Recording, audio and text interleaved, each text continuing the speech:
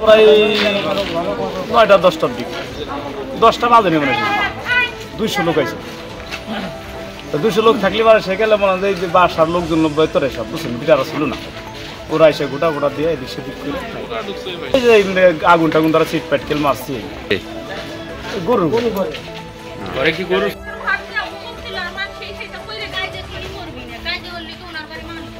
কি দেখি নাসিরের লোক, হ্যাঁ আমি একটু পরে আদারের মতো নিয়ে গেছে। আমার দূরে ঘর কুবাইছে, একটা ঘর বাইরে তসনস করে একটা ঘর কুবাইতে গেছে। কারা কুবাইছে? নাসিরের লোকজন। কোন জায়গার নাসির? কাকলেখোলা।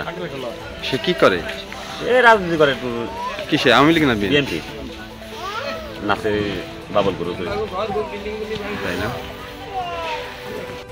খবর পেয়ে হাসান সাহেব বাড়িতে নাসিরের লোকজন কাকিলার লোকজন আইসা স্থানীয় বিরোধকে কেন্দ্র করে হামলা করছে।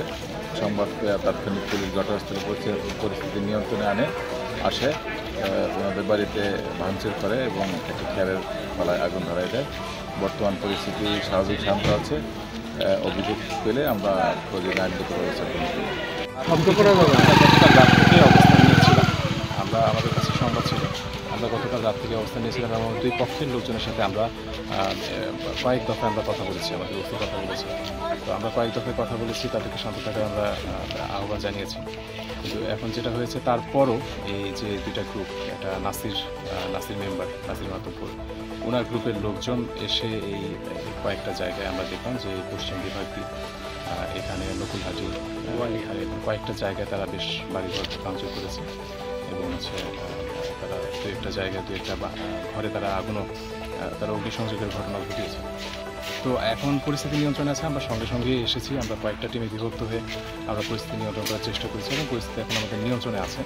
এবং এই যে ঘটনাগুলো ঘটেছে এই ঘটনাগুলোর যে আইনগত ব্যবস্থা নেওয়া যায়, মামলা নিয়ে আসা থেকে শুরু করে আমরা সব কিছু নেব। আসলে আমরা সকল আইনগত যে কার্যক্রমগুলো আছে সবগুলো আমরা সম্পন্ন করব ইনশাল্লাহ। এটা এখন পরিস্থিতি নিয়ন্ত্রণে আছে, এখানে পরিস্থিতি আরও হবে না।